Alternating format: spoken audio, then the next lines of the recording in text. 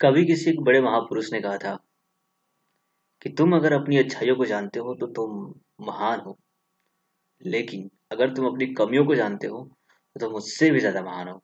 तो यहाँ हम कुछ उन कमियों को बताने वाले हैं जो जनरली प्रिपेयरिंग करने वाले स्टूडेंट कर देते हैं। यानी कि I will tell you just 10 mistake that you should avoid.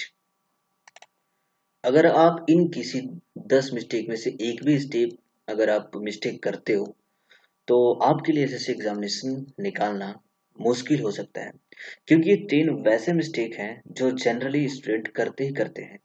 ठीक है, तो मिस्टेक क्या होते हैं बिना किसी की देरी किए मैं आपको बताने वाला हूँ कि यहाँ पर जो सबसे बड़ी चीज होती है क्या कि failure to execute a proper study plan. तो सारे स्टूडेंट की जो मेजरली जो कमियां होती हैं वो ये होती हैं कि वो अपना प्रॉपर स्टडी प्लान बनाते ही नहीं है ना। तो ये तो सबसे यहाँ पर मैं जो दो पॉइंट बता रहा हूँ वो तो मेजरली है कि हर स्टूडेंट को अपना प्रॉपर स्टडी प्लान तो बनाना ही चाहिए। दूसरी जो कमी हो जाती है inability to manage their time wisely.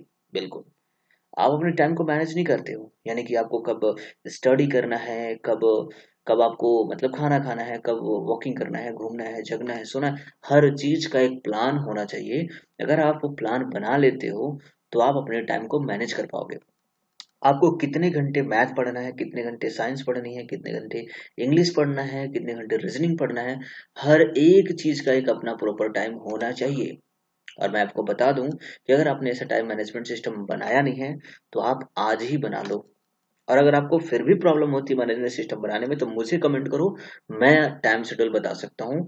मैं आपको ये बता सकता हूँ कि कैसे आप अपने टाइम टेबल को बनाओ और उसे कैसे मैनेज करो, क्योंकि ये दोनों ही चीजें बड़ा ही इंपॉर्टेंट होती है। चाहे आप किसी भी एग्जामिनेशन की तैयारी कर रहे हो, चाहे वो एग्जाम चाहे जितना भी छोटा हो चाहे जितना भी बड़ा एग्जामिनेशन हो, लेकिन आपको अपना एक प्रॉपर टाइम मैनेजमेंट सिस्टम होना चाहिए। आपका एक प्रॉपर स्टडी प्लान होना ही चाहिए। समझ गए? तो बहुत सारे लॉन्ग डिस्कशन हमने किए हैं बहुत सारे स्टूडेंट के साथ। खुद मैं भी एक एस्पिरेंट रह चुका हूँ एसएससी का। तो मेरी लाइफ में जो प्रॉब्लम आई थी और मैंने उसे कैसे हैंडल किया था, मैंने अपना कैसे अपने जो स्टडी प्लान थे मैंने उसको ठीक किया, finally I will be selected. तो ये सारे जो मैंने एक्सपीरियंस गेन किए वो भी आपको यहाँ पर बताने वाला हूँ। लेकिन उसके पहले एक निवेदन है आपसे कि this is the exam warriors channel begins, और आपका बहुत बहुत स्वागत है हमारे यूट्यूब चैनल पे। और जैसा कि जानते हैं कि मैं शिवशंकर तिवारी आपको हर रोज एक नए टिप्स यहाँ पर एग्जाम्स के रिलेटेड देता रहता हूँ।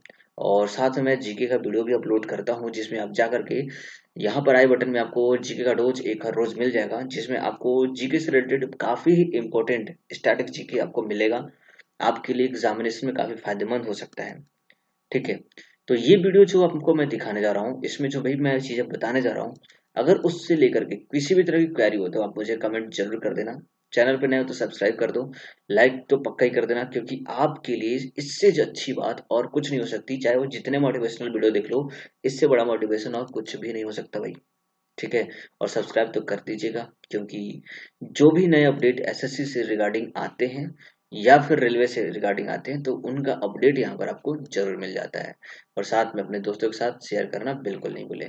तो चलिए देखते हैं हमारा पहला इंपॉर्टेंट पॉइंट क्या है जिसे आपको अवॉइड करना चाहिए, that is ignoring the technical aspect of online exam. तो सबसे बड़ी बात तो यही है भाई कि क्योंकि आपको पता है कि अब हमारा जो एग्जाम है वो ऑनलाइन मोड हो चुका है। हालांकि ये पहले से ही हो चुका है और आपको पता भी होगा कि जो भी एसएससी एग्जामिनेशन कंडक्ट कराती है दैट इज ऑनलाइन। तो बहुत सारे ऐसे लड़के होते हैं जो क्या करते हैं कि तैयारी करते वक्त ऑनलाइन मोड का एग्जामिनेशन की तैयारी नहीं करते, बल्कि वो ऑफलाइन मोड पे मॉक टेस्ट वगैरह देते हैं। ऐसे में होता क्या है कि जब वो एग्जामिनेशन हॉल में बैठते हैं तो उनको ऑनलाइन एग्जाम देने में प्रॉब्लम हो जाने लगती है, उनको थोड़ा सा घबराहट फील होने लगती है। तो इससे बचने का एक सिंपल सा उपाय ये है कि आप प्रैक्टिस जैसे भी कर रहे हो, जरूर नहीं कि आप ऑनलाइन वीडियो देख के ही करो, आप बुक भी पढ़ सकते हो, लेकिन जब भी आप टेस्ट दो तो आप ऑनलाइन मॉक टेस्ट ही दो। बुक का सैंपल पेपर सॉल्व करने से आपकी स्पीड भी कम होती है, आपका टाइम भी ज्यादा लगता है। ठीक है, इसलिए आप क्या करना होगा कि ऑनलाइन मॉक टेस्ट देना होगा। तो यहाँ पर हमारा जो पहला टॉपिक है कि आपको इग्नोर करना ही करना चाहिए जो ऑनलाइन एग्जाम हो। आप ऑनलाइन ही प्रिपरेशन करो, ऑनलाइन ही मॉक टेस्ट सॉल्व करो, तब जा करके आप एक अच्छा कॉन्फिडेंट आपके अंदर आ पाएगा। और जो भी टेक्निकल इश्यूज जो एग्जाम में कभी कभी आ जाते हैं उनसे आप फेस कर पाओगे और वहां पर आप काल में रह पाओगे। ठीक है, तो ये टेक्निकल ग्लिचेस को कैसे हैंडल करना होगा, क्या सिचुएशन आएगी तो कैसे आप उसे, जैसे उसमें ऑप्शन होता है कि सेव एंड नेक्स्ट का ऑप्शन होता है, प्रीवियस पे होता है, मार्क करने का ऑप्शन होता है, हाईलाइट करने का ऑप्शन होता है। ठीक है, तो वो सारे ऑप्शन के साथ आप काफी रूबरू हो जाओगे, तो आप एक अच्छे तरीके से वहां पे सॉल्व कर पाओगे, वरना आपको पता ही नहीं चलेगा, है ना। तो वहां पे आपको प्रॉब्लम आ सकती है। तो इस प्रॉब्लम से बचने के लिए आपको चाहिए क्या कि आप ऑनलाइन ही प्रैक्टिस करो।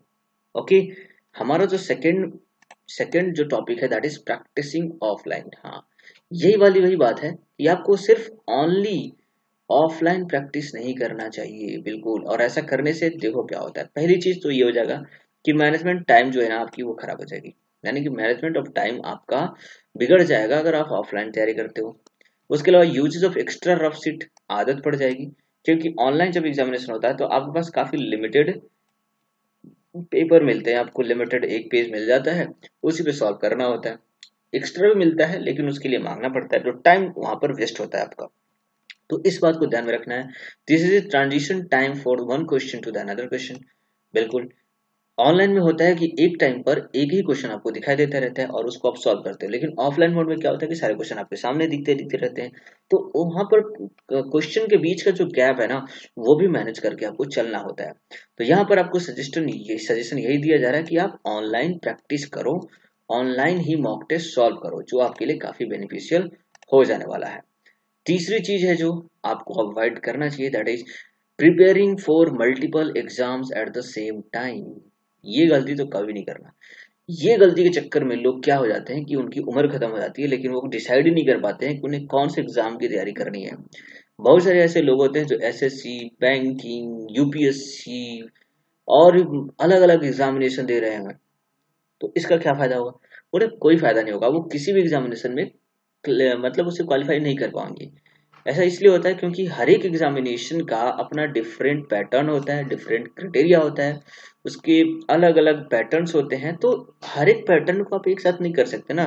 जैसे किसी बैंकिंग में क्या है कि आपको जनरल अवेयरनेस और बैंकिंग रिलेटेड जो टर्म्स होते हैं वो आते हैं, जबकि एसएससी में ऐसा नहीं होता है।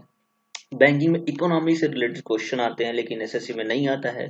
सिंपली अगर कोई स्टेट का एग्जामिनेशन है, जैसे हम लेखपाल वगैरह की बात करते हैं, तो वहां पे हिंदी के भी क्वेश्चन आते हैं। ठीक है, तो यहाँ पर डिफरेंट क्राइटेरिया और डिफरेंट सिलेबस पैटर्न होने की वजह से आपका माइंड जो होता है ना वो डिस्ट्रैक्ट होता है।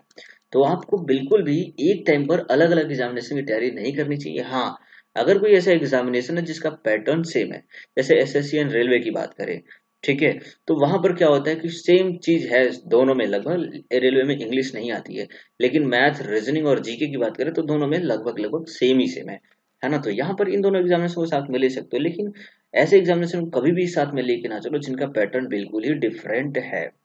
ठीक है, तो ये जो चीजें मैं बता रहा हूँ आपको इन चीजों को अवॉइड करना है। ठीक है, और आपको उन चीजों पर फोकस करना है जो आपके लिए बेस्ट है।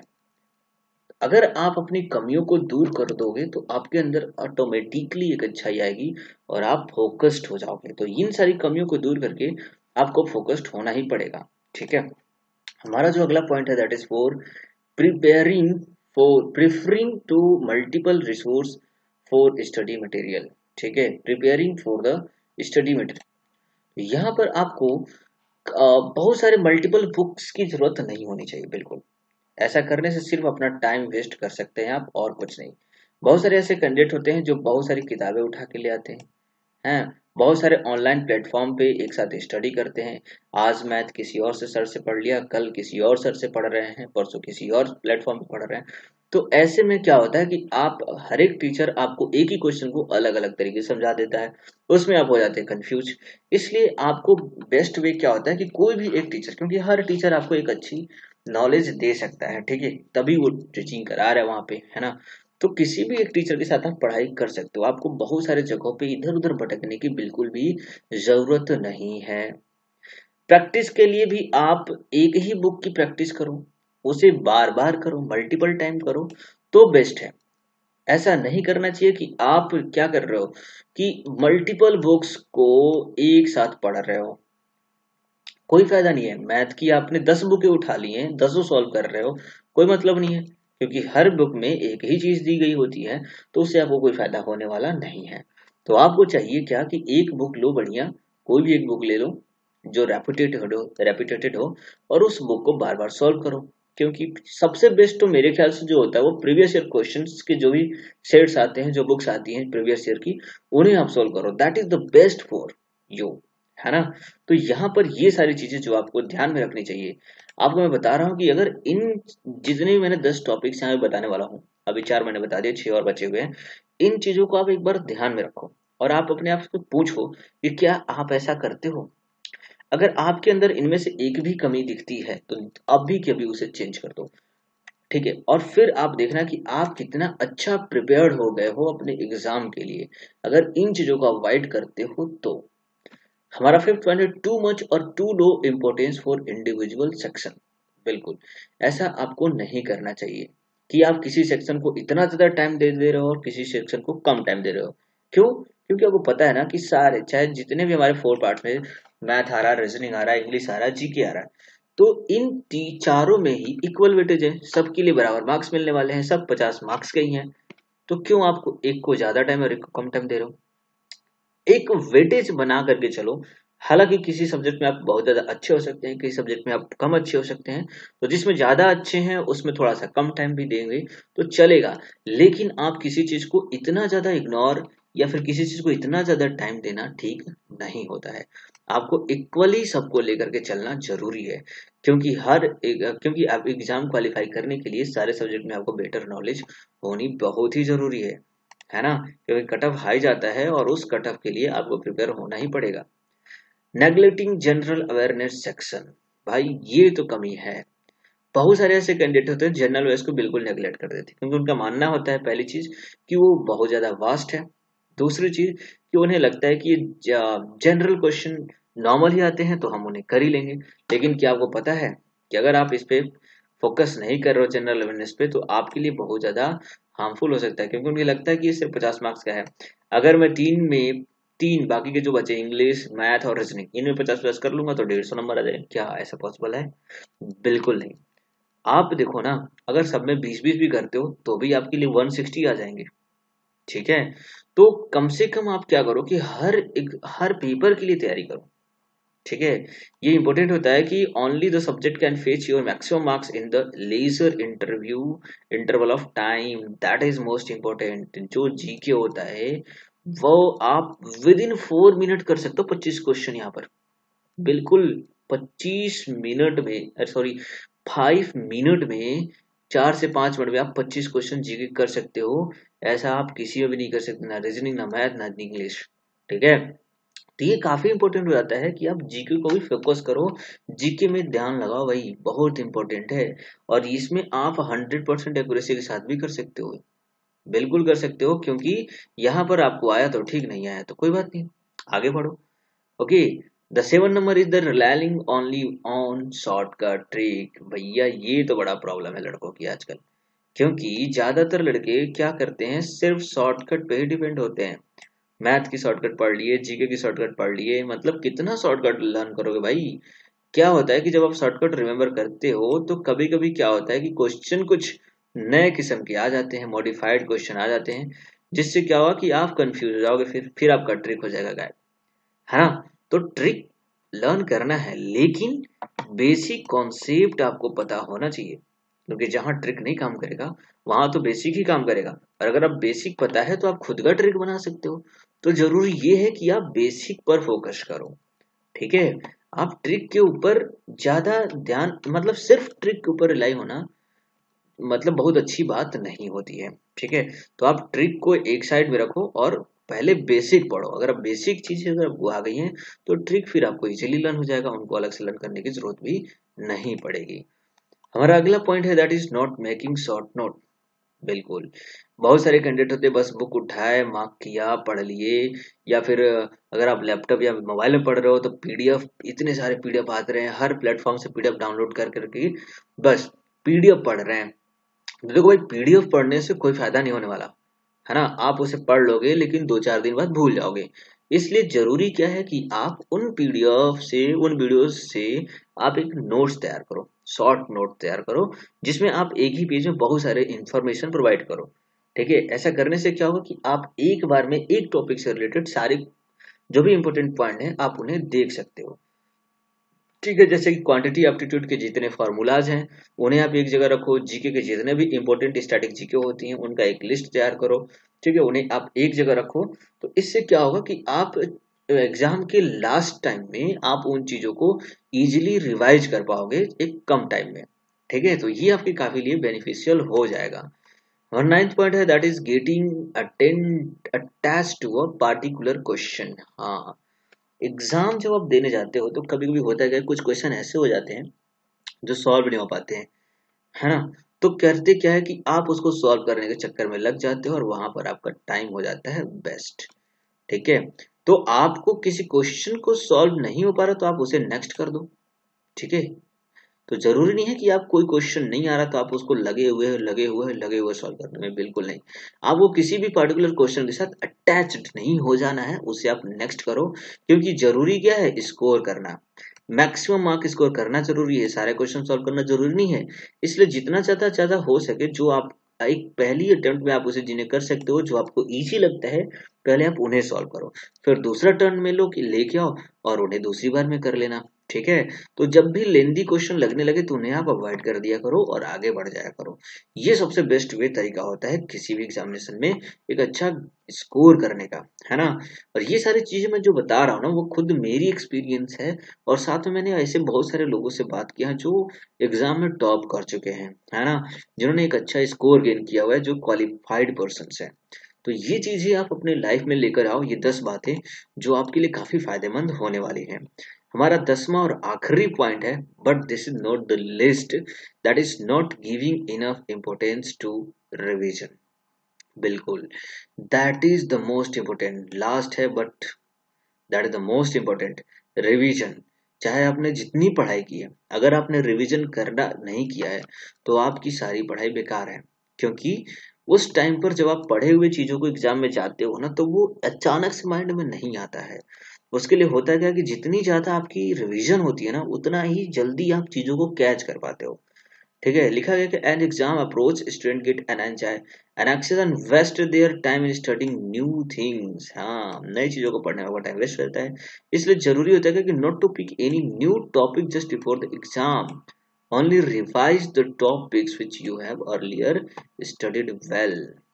तो ये इंपॉर्टेंट है, एग्जाम से पहले आप उन्हीं चीजों को पढ़ो जो आपने पहले से पढ़ रखी है। पहले से अगर आप पढ़े हुए चीजों को पढ़ेंगे तो उसे सिर्फ रिवाइज करेंगे और वो चीजें आपको रिकॉल हो जाएंगी।